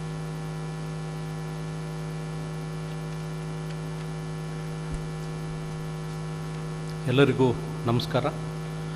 ಮೈಸೂರು ವಿಶ್ವವಿದ್ಯಾನಿಲಯದ ವತಿಯಿಂದ ರಾಷ್ಟ್ರೀಯ ವಿಜ್ಞಾನ ದಿನಾಚರಣೆಯ ಅಂಗವಾಗಿ ಇವತ್ತು ಈ ಕಾರ್ಯಕ್ರಮವನ್ನು ಹಮ್ಮಿಕೊಂಡಿರುವಂಥದ್ದು.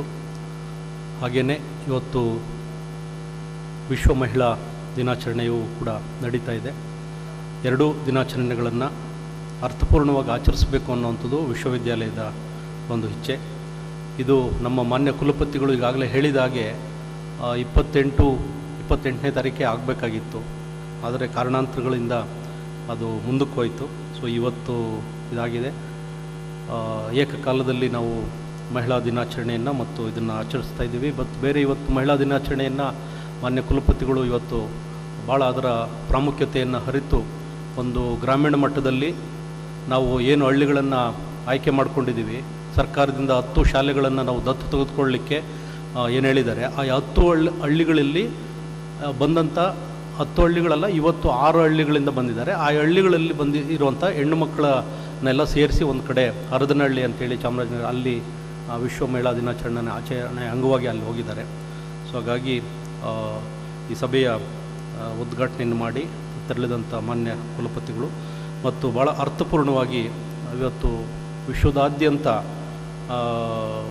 ಜನರು ಭಯಭೀತರಾಗಿರುವಂಥ ಸಂದರ್ಭದಲ್ಲಿ ಕ್ಯಾನ್ಸರ್ ಪ್ರತಿರೋಧಕ ಶಕ್ತಿ ವರ್ಧನೆಗೆ ಚಿಕಿತ್ಸೆ, ಪ್ರತಿಕಾಯಗಳಿಗೆ ಪರ್ಯಾಯವಾಗಿ ಸಣ್ಣ ಕಣ ಏಜೆಂಟ್ಗಳಿಗೆ ಅವಕಾಶಗಳು ಎಂಬ ವಿಷಯದ ಕುರಿತಾಗಿ ಮಾನ್ಯ ಡಾಕ್ಟರ್ ಮುರಳಿ ರಾಮಚಂದ್ರ ಅವರು, ಮುಖ್ಯ ಕಾರ್ಯನಿರ್ವಾಹಕ ಅಧಿಕಾರಿಗಳು, origin Discovery technologies, doctor Reddy ಅವರ ಪ್ರಯೋಗಾಲಯಗಳ ಅಂಗಸಂಸ್ಥೆ ಇಲ್ಲಿ ಅವರು ಕೆಲಸ ಮಾಡ್ತಾಯಿದ್ದಾರೆ. ಸೊ ಅವರು ಭಾಳ ಅರ್ಥಪೂರ್ಣವಾಗಿ ಇವತ್ತು ಈ ಒಂದು ಉಪನ್ಯಾಸವನ್ನು ನೀಡಿದ್ದಾರೆ. ನಾನಾದರೂ ಅಂದ್ಕೊಂಡಿದ್ದೀನಿ, ಅವರು ಸಂಸ್ಥೆನೇ ತುಂಬ ಹೆಸರೇ ತುಂಬ ಚೆನ್ನಾಗಿದೆ, ಮೂಲವನ್ನು ಅನ್ವೇಷಿಸುವ ತಂತ್ರಜ್ಞಾನ ಸಂಸ್ಥೆ, ಆರಿಜಿನ್ ಡಿಸ್ಕವರಿ ಟೆಕ್ನಾಲಜೀಸ್, ಮೂಲವನ್ನೇ ಅನ್ವೇಷಿಸುವಂಥ ಟೆಕ್ನಾಲಜೀಸ್ನ ಡೆವಲಪ್ ಮಾಡೋದು. I think they have given wonderful name to that company. So I really extremely happy that he has given a wonderful insights about inventing a drug, discovering a drug on this one. ಮೊದಲಿಂದಲೂ ಕೂಡ ನಮ್ಮ ಭಾರತ ದೇಶದಲ್ಲಿ doctor Reddy laboratories ಅಂದ ತಕ್ಷಣವೇ ಅತ್ಯಂತ ಸುಲಭವಾಗಿ ಜನಸಾಮಾನ್ಯರಿಗೆ ಔಷಧಿಗಳನ್ನು ಮಾಡಿಕೊಡುವಂಥ ಒಂದು ಸಂಸ್ಥೆಯಾಗಿ ಹೊರಹೊಮ್ಮಿದೆ. ಸೊ ಹಾಗಾಗಿ ಅವ್ರಿಗೆ ನಾನು ಅಭಿನಂದನೆಗಳನ್ನು ಹೇಳ್ತಾ, ನಮಗೆಲ್ರಿಗೂ ಗೊತ್ತಿದೆ, ರೋಗಾಣುಗಳ ವಿರುದ್ಧ ಹೋರಾಡುವಂಥ ಶಕ್ತಿ ಕಣಗಳು ನಮ್ಮ ದೇಹದಲ್ಲಿ ಇರಬೇಕು. ರೋಗಾಣುಗಳ ವಿರುದ್ಧ ಹೋರಾಡುವಂಥ ಶಕ್ತಿ ಕಣಗಳು ನಮ್ಮ ದೇಹದ ಒಳಗಡೆ ಇರಬೇಕು. ಇವು ಹೇಗೆ ಬರ್ತವೆ ಅಂತಂದರೆ ನಮ್ಮ ಆಹಾರ ಸೇವನೆಯಿಂದ, ನಮ್ಮ ಜೀವನ ಶೈಲಿಯಿಂದ ಮತ್ತು ನಾವು ಆರೋಗ್ಯಕ್ಕೆ ಸಂಬಂಧಪಟ್ಟಂತೆ ತಗೊಳ್ಳುವಂಥ ಒಂದು ಎಚ್ಚರಿಕೆಯ ಕ್ರಮಗಳಿಂದ ಬರುತ್ತೆ. ಆದರೆ ಈ 10 ಹಲವು ಕಾರಣಗಳಿಗೆ ರೋಗಾಣುಗಳು ನಮ್ಮ ದೇಹದಿಂದ ದೂರ ಇರ್ತವೆ ಮತ್ತು ಹತ್ರನೂ ಬರ್ತವೆ. ಈ ಸಹಜತೆಯಿಂದ ಯಾವುದಾದ್ರೂ ಮನುಷ್ಯ ಒಂದು ದೂರ ಆದಾಗ ಪ್ರತಿರೋಧಕ ಶಕ್ತಿಗಳು ನಮಗೆ ಬೇಕಾಗುತ್ತೆ ಅಂತ ನಾನು ಅವರ ಭಾಷಣದಿಂದ ನಾನು ಇವತ್ತು ತಿಳ್ಕೊಂಡಿದ್ದೀನಿ. ಆ ಪ್ರತಿರೋಧಕ ಶಕ್ತಿ ವರ್ಧಕಗಳನ್ನು ನಾವು ಸಹಜವಾಗಿ ರೂಢಿಸ್ಕೊಂಡಲ್ಲಿ ಯಾವ ರೋಗಗಳು ಕೂಡ ನಮ್ಮ ದೇಹದ ಒಳಗಡೆ ಬರಲಿಕ್ಕೆ ಸಾಧ್ಯ ಆಗೋದಿಲ್ಲ. ಅಕಸ್ಮಾತ್ ಬಂದಲ್ಲಿ ಅವುಗಳನ್ನು ಹೇಗೆ ನಾವು ಒಡೆದೋಡಿಸ್ಬೇಕು ದೇಹದಿಂದ ಅನ್ನೋಂಥದ್ದಕ್ಕೆ ಅವರು ಮಾಡಿರುವಂಥ ಪ್ರಯತ್ನಗಳು ನಿಜಕ್ಕೂ ಪ್ರಶಂಸನೀಯವಾದಂಥವು. ಅವರು ತುಂಬ ಭಾಳ ವೇರಿಯಸ್ ಲೆವೆಲ್ಸಲ್ಲಿ ಅದನ್ನು ಎಕ್ಸ್ಪ್ಲೈನ್ ಮಾಡಿದ್ದಾರೆ. ನಮ್ಮ ಮಾನ್ಯ ಲೋಹಿತ್ ಅವರು ಈಗಾಗಲೇ ಹೇಳಿದಾಗೆ ನಮ್ಮ ಸೈನ್ಸ್ ಸ್ಟೂಡೆಂಟ್ಸ್ಗೆ, ಸೈನ್ಸ್ ಪ್ರೊಫೆಸರ್ಸ್ಗೆ ಭಾಳ ದೊಡ್ಡ ಒಂದು ಇನ್ಸೈಟ್ಸ್ನ ಕೊಡುವಂಥ ಇದೊಂದು ಉಪನ್ಯಾಸ ಅಂತಲೇ ನಾನು ಅಂದ್ಕೊಂಡಿದ್ದೀನಿ. ಇವತ್ತು ಜಾಗತಿಕವಾಗಿ ಕಾಡ್ತಾ ಇರುವಂಥ ರೋಗಗಳು, ಹೃದಯಾಘಾತ ಇರ್ಬೋದು, ಉಸಿರಾಟದ ತೊಂದರೆಯಿಂದ ಬರುವಂಥ ರೋಗಗಳಿರ್ಬೋದು, ಬೇರೆ ಬೇರೆ ದೇಹದ ಎಲ್ಲ ಭಾಗಗಳಲ್ಲಿ ಬರುವಂಥ ಈ ಹುಣ್ಣು ಅಂತೇನಿರ್ತೀವಿ, ಕ್ಯಾನ್ಸರ್ಸ್ ಹುಣ್ಣು, ಆ ಥರದ್ದಿರ್ಬೋದು, ಡಯಾಬಿಟಿಸ್ ಇರ್ಬೋದು, ಅಲ್ಝೈಮರ್ಸ್ ಡಿಸೀಸ್ ಇರ್ಬೋದು, ಡಯರಿಯಾ ಇರ್ಬೋದು, ಎಲ್ಲ ರೋಗಗಳು ಇವತ್ತು ಮನುಷ್ಯನನ್ನು ಕಾಡ್ತಾ ಇದ್ದಾವೆ. ಎಲ್ಲ ರೋಗಗಳಿಗೂ ಕೂಡ ಔಷಧಿಗಳನ್ನು ಕಂಡುಹಿಡಿದಿದ್ದಾರೆ. ಆದರೆ ಈ ಕ್ಯಾನ್ಸರ್ ಅನ್ನುವಂಥ ಒಂದು ಮಾರಕ ರೋಗಕ್ಕೆ ಒಂದು ಅತ್ಯಂತ ಪ್ರಬಲವಾಗಿ ಹೋರಾಡುವಂಥ, ಬೇಗ ಕ್ವಿಕ್ಕನೇ ಅದನ್ನು ಸಂಪೂರ್ಣವಾಗಿ ಮೂಲದಲ್ಲೇ ಅದನ್ನು ಉಪಶಮನ ಮಾಡುವಂಥ ಔಷಧಿಗಳಿಗೆ ಇವತ್ತಿಗೂ ಕೂಡ ಜಾಗತಿಕ ಮಟ್ಟದಲ್ಲಿ ದೊಡ್ಡ ಒಂದು ಅವಲಂಬನೆ ಇದೆ. ನಮಗೆ ಅವಲಂಬನೆ, ವಿ ಆರ್ ಡಿಪೆಂಡೆಂಟ್.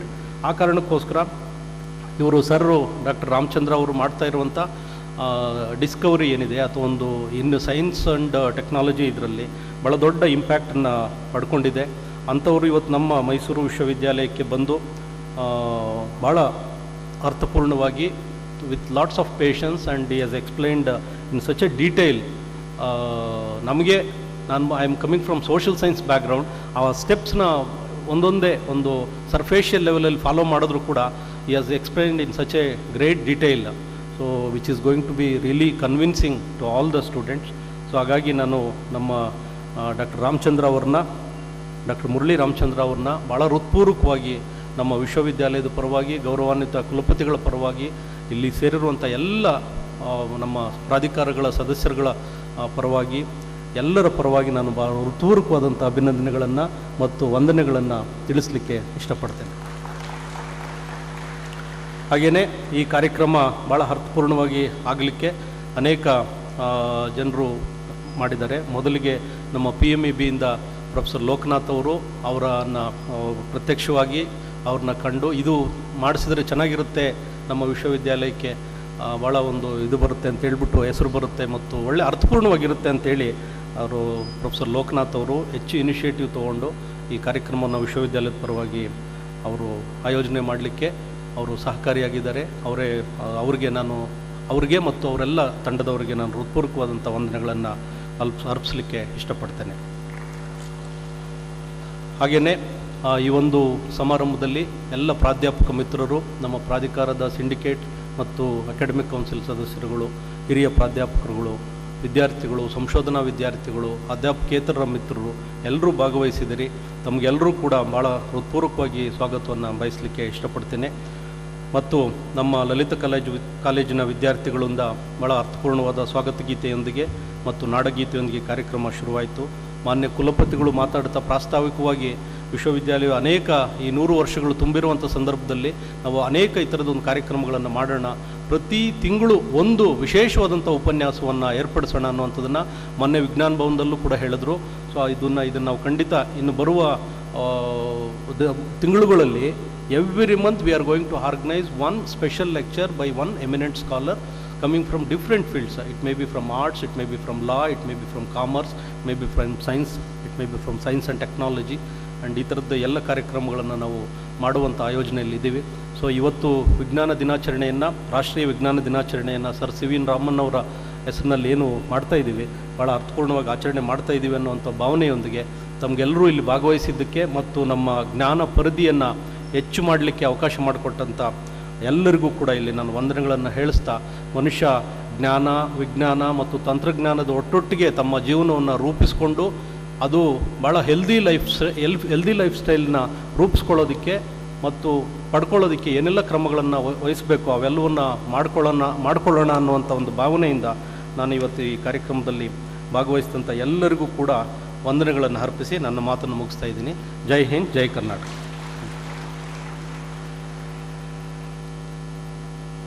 ಕಾರ್ಯಕ್ರಮ ಇಲ್ಲಿಗೆ ಪರಿಸಮಾಪ್ತಿಗೊಂಡಿರುತ್ತೆ. ಎಲ್ಲರೂ ಕೂಡ ವಂದನೆಗಳು.